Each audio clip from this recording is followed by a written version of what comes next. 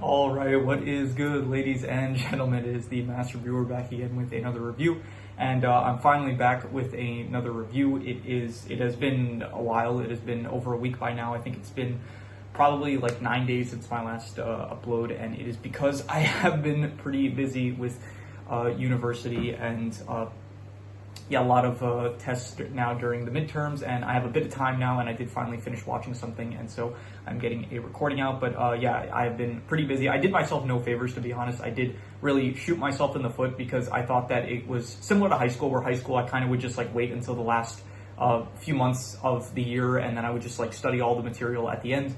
But then that doesn't work in university. So I only started really studying at about a semester at the university I go to. It's like 13 weeks long, and by the 8th week, that's when I really started to lock in and like start studying and practicing the stuff that I needed to. So I really did myself no favors, but it's fine because it means that next semester I will know how to study properly, and it will be easier, and so I will not have to take another large hiatus like I did for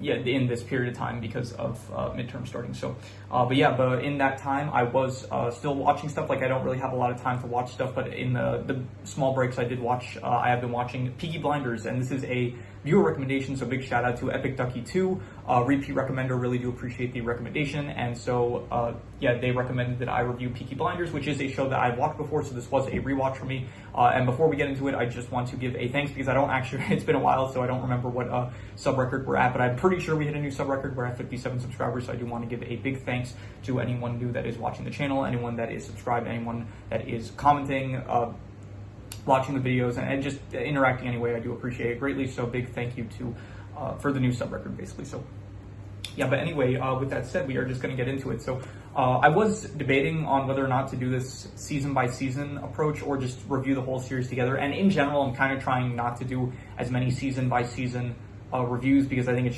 it's easier, like in terms of an upload schedule, because I don't have to worry about recording so many videos, and I can actually a lot of the times, like, stuff doesn't really change from season to season. So in general, I'm trying to stick to doing season by season reviews for stuff that's ongoing. So for example, The Bear and Severance, those are shows that are still ongoing, so I did season by season reviews. And the only other thing I did at that point was I did a season by season review for Clone High, because I thought that, like, the original season, the rebooted seasons, they kind of felt like very drastic from each other, so I decided to do season by season for that. But in general, I'm not really trying to do I think in some cases, like here for Ninjago, I'm doing season by season review for that.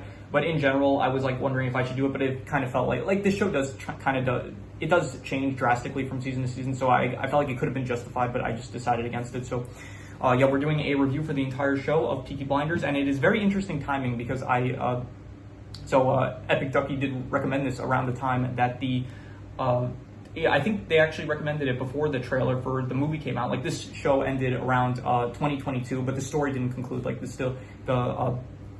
in the spoilers, I guess, for the entire video moving forward. But when you get to the end of the show, it doesn't actually conclude the story of Thomas Shelby as well as the Peaky Blinders. It is still ongoing, and so it ended in like 2022, the show, and they haven't released any season since. And then they announced that they were releasing a movie for it, and then only once I started rewatching it, they actually released a trailer for it, Peaky Blinders, The Immortal Man, and I have not seen it yet, and I'm not sure if I'm going to see it, because in general I'm like hesitant when watching trailers. I sometimes do, sometimes don't. I don't know if I will for that one, but yeah, it's a very, very good timing, I'd say, because the actual movie comes out, I think in theaters, it comes out like on March 6th, and then on Netflix it comes out like a few weeks after. So I don't know if I'll watch the theatrical release, because I might be busy, but if not, I'll watch in theaters. If not, if I'm able to, I'll watch in theaters. If not, then I will just watch the movie when it comes out on Netflix and I have the time. But so this was good timing for me to rewatch the show finally. I did watch it. It was a few years ago. It was, I think, about like 4 years ago, probably, maybe 4 or 5 years ago. And I was pretty young when I watched it. I think I watched it when I was about like, definitely not the age I should have been. Like, I think I was around between, I was like more than 12. I think it was like 14 maybe, or 13. I was pretty young when I saw it, and it was a show that I definitely appreciated more on rewatch now, because I'm watching it as I was older, and I was actually able to comprehend the plot more, and I was able to follow along with the details better, and so it was better on rewatch, I thought. So we're just going to get into it, starting off with the plot. So the plot of the show is basically, it follows they kind of describe themselves. The show describes them as like a razor gang. They are the Peaky Blinders. They are a gang that are prominent in the streets of Birmingham, and the show basically follows their progression into as their status basically rises throughout not just Birmingham but all of England and the world, I guess. Yeah, the first 2 seasons were just kind of like they're a street gang. They're kind of trying to get power in ways that they can. They end up making deals. It follows basically Thomas Shelby, who is the leader of the Peaky Blinders. He's constantly making deals with people, constantly outmaneuvering his enemies and stuff. He is a very good tactician. He comes up with a lot of strategies in order to come out on top in the end. And so the first 2 seasons, it's like pretty tame. It's like it takes place in Birmingham, and he's trying to get racetrack horses basically. And there's a lot of moving parts. I'm not going to get too much into the specifics of the show because it would be, I'm not good at recapping. So if you do want to recap, I recommend just watching a video recapping the entire plot. But basically, the first 2 seasons is pretty tame, just kind of trying to get power from horse track races in Birmingham. And then as you move along, it gets more into political aspects where Thomas starts making deals with people that are of very high power and status, and then it gets him involved in working with different governments and different agencies, and there's a lot of different factions in the show. And then certain choices that characters make comes back to screw them over in the future and stuff. And then you get finally into the last 2 seasons, and then it really is now focused on Thomas in the world of like politics and stuff, and him. It's very much like there has been a progression of not like I wouldn't say as much the Peaky Blinders, but the character of Thomas Shelby from the first season to the last season, where it's like at first he's just this guy that is he's a war veteran. He served in France in World War I, and he is now he runs a street gang, and then by the end of the show he becomes like this really powerful politician, and he has a lot of powerful enemies and stuff. So overall, the plot of the show I would say it's great, honestly. I liked it. I was very invested in it. Much more on... I think my big complaint with the show the first time I watched it was that I was too young to really be able to, like when kids watch stuff, it's like they're not really focusing on the plot. They're more just like... They're not really thinking too deeply about it. They're just, like, watching it for entertainment. And I think I went into this show that way when I was younger. And then watching it now as I am older, I was able to actually follow along with the plot better, and I was able to understand what was going on in the scenes. Like, before rewatching this, I was trying to remember, like, the details of the show and what happens, and I was able to remember, like, certain aspects of, like, what certain characters were doing and stuff, but as a whole, it's like, it was difficult for me to remember the specifics of the show. But then on rewatch now, it was much easier for me to follow along, with the exception of, I would say, season 3. I think season 3 was, like, the most convoluted season that there was, and it was very difficult to understand, like, the factions and what their goals were, as well as how they tie into each other, and what ultimately the final goal is of, like, what people want from Thomas, what Thomas ultimately is trying to get out of all of it in season 3. So season 3, I would say, is probably, when it comes to the clarity of the show, season 3 was probably the worst in that aspect, but every other season I think it was pretty easy to follow along to. It wasn't too difficult to, like, understand what everyone's goals were and stuff. So I would say the plots, they were great. I thought that it's always fun watching the Peaky Blinders when they are doing gangster stuff. It's always, I like crime, mafia type of shows, Sopranos, like The Godfather, like all that kind of stuff. It's always fun to watch. So definitely it was nice seeing that in a different setting. Usually it's like you have, it is very mafia styled in like Sopranos and The Godfather, and Goodfellas, it's very much has like an Italian vibe to it. And you do see that some of here as well, but you do have like, here it's like very much has an England theme to it because it does take place in Birmingham. And it's pretty interesting because you do see a lot of factions. So you do actually see the Italian mafia, especially in season 4. They're pretty prominent. Not just that, you do see the Jewish, not mafia, I guess, but you do see Alfie Solomon, Tom Hardy's character. He runs a Jewish gang in Birmingham. Not just him, but you also see, you see like Italians that are run by Darby Sabini. You see Russian factions. You see just a lot of different groups. The IRA, the Russian, not the Russian, the Irish Republican Army, I think they're called. So you do see like a lot of different ethnicities and how they tie into each other, how they work together and betray each other. And I do think that it's pretty interesting. It's not just like in other shows, like not shows, but in Sopranos and Goodfellas and The Godfather, it's mostly just like Italians beefing with each other. And this you actually got to see, like, I did like the ethnical ties that it has with all of it. And then in the later seasons, it does start getting into World War II territory, where you do see like fascists, they start making their rises in the political world and stuff. So I did think that it handled it all pretty good, and it was pretty interesting with the different, how all the different factions like would interact with each other. So yeah, so the plot, I'm just going to give an 8 out of 10. I thought that it was great. I enjoyed the episodes and ultimately like what the characters were doing most of the time. And so, yeah, I'll just give the plot an 8, I would say. In terms of the characters, I like the characters, but I will say it is a bit of a shame that like there's no the show's not really like too consistent with the characters. Like there's no, besides I would say Thomas Shelby and Arthur Shelby, and I guess to an extent Polly Gray, there's no characters that really like you see from the start of the season that are there towards the end, and characters that are at the start of the show, they don't really, a lot of them don't end up at the end of the show. So like for example, Grace, she gets killed off in the third season. Michael, he's only introduced, I think, by the time you get to the I think he was only introduced in the third season or the fourth season, I don't remember which, but and then he is until the end of the show. You have Polly, who sadly, the actress Helen McCroy, she ended up dying in real life, so they had to cut her out of the final season basically, which was a bit of a shame. But actually, surprisingly, Alfie Solomons, he was like the only other character that like really was not part of the Peaky Blinder group that actually would end up, he was pretty prominent throughout the entire show. Like he would show up in, I'm pretty sure, every season. Actually, no, he only shows up in season 2.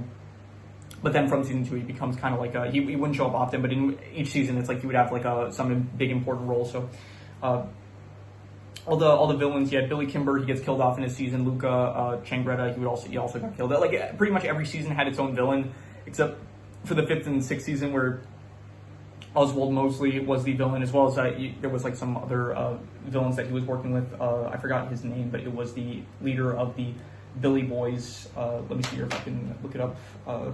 Peaky Blinders Billy Boys leader. I forgot his name. Let's see here. Jimmy McCavern. Yeah, he was the villain of season 5. I would say so. It's a bit of a shame of the lack of consistency with some of the characters, but you do see Thomas Shelby and Arthur Shelby. They are consistently throughout the show, which it's nice to see. And even if you don't see a lot of characters, like there are a lot of good characters that are only temporary. Like a big example, Inspector Campbell. He is like one of the most prominent characters in the first 2 seasons, and then he ends up getting killed. And so even if the characters, their time in the show is short-lived, they are still all pretty good, I would say. I would say like I would give them probably I'd go between an 8 to an 8.5, honestly. I would say that they're between great and amazing, and honestly, I'll give them, I'll be generous, I'll give them an 8.5. I'm going to probably, the next video after this, I'm going to do the recording for the character ranking, because I'm going to try to do the recordings in unison, so that way I don't have to worry about finding another time to do the recording, so as usual.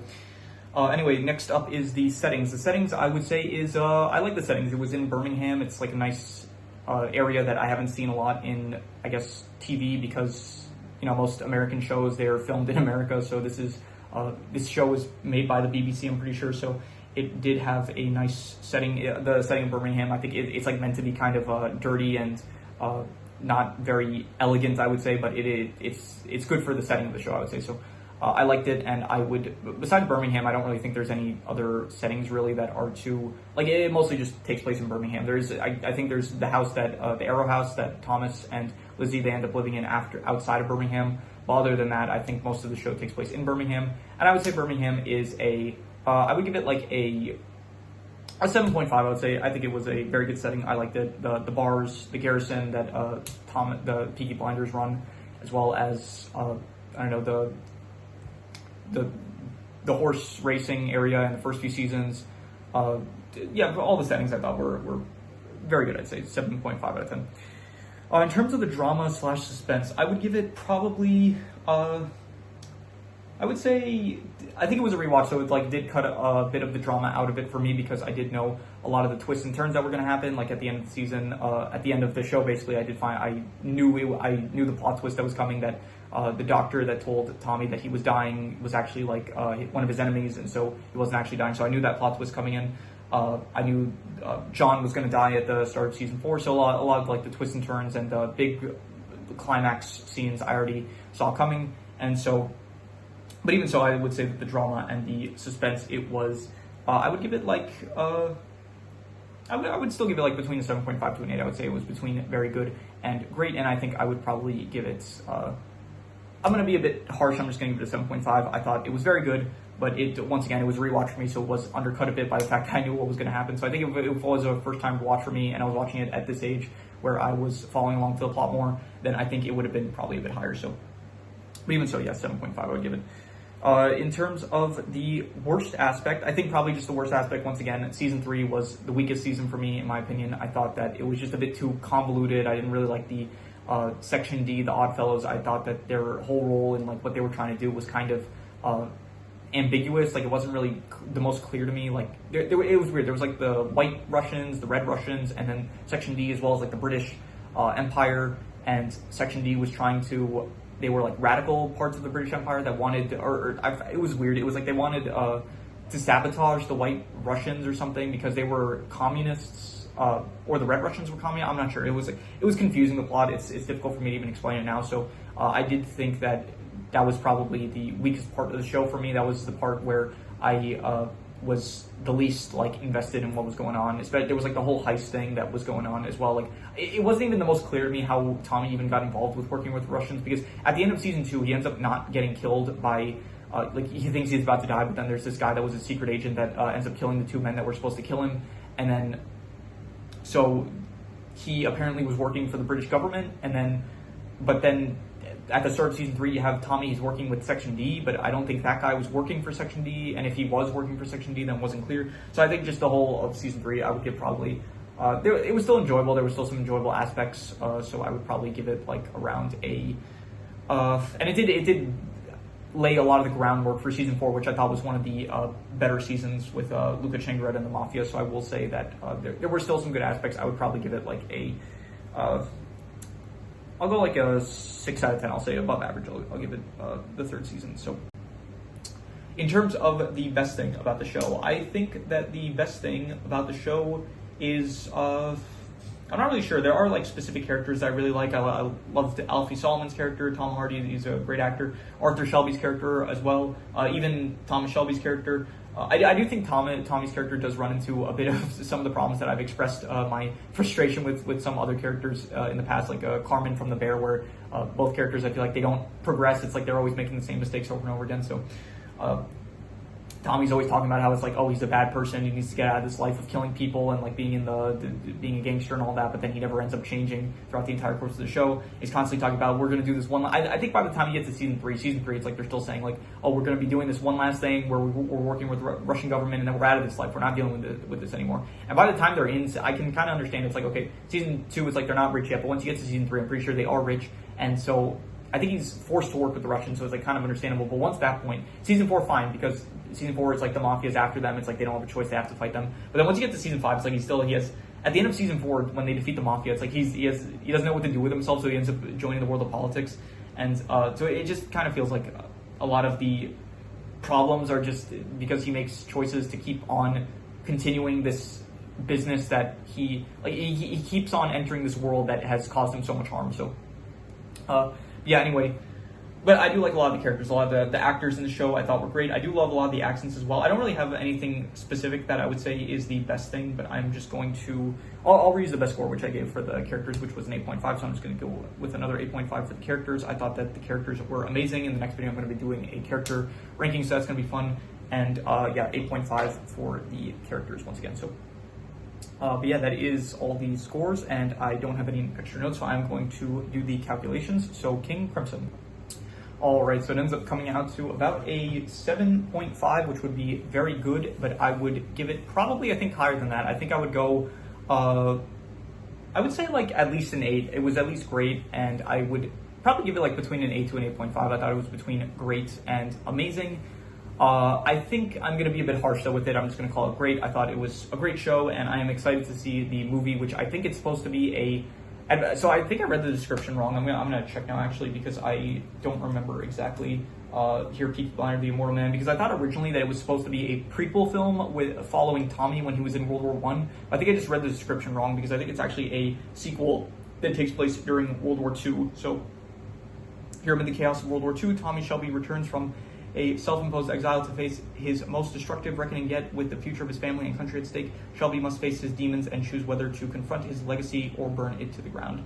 So yeah, I am very much excited to see it, especially after rewatching the show and enjoying it much more on rewatch. I am very excited to watch the film. So when it does come out, it's supposed to conclude the character of Thomas Shelby, and from there, I think there are supposed to be like some future projects that are related to like some Peaky Blinders spinoffs, so I will probably end up watching those if those come out as well.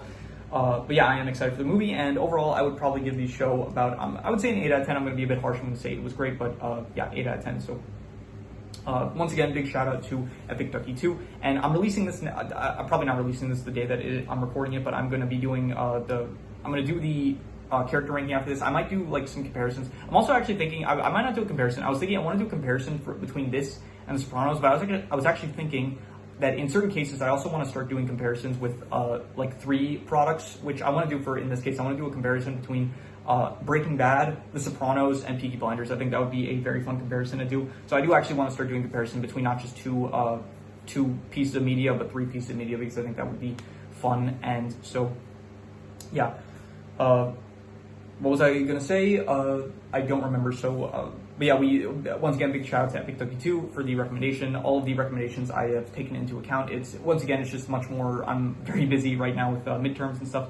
And to be honest, I should be studying right now, but I'm taking a break, I suppose. I have a lot of, I didn't do myself any favors this semester. Next semester, it's gonna be better. I'm gonna study better, and I will have more time to watch stuff and get videos out. But in the meantime, like you might see here, I'll probably release this in the next couple of days, and then maybe another video or 2.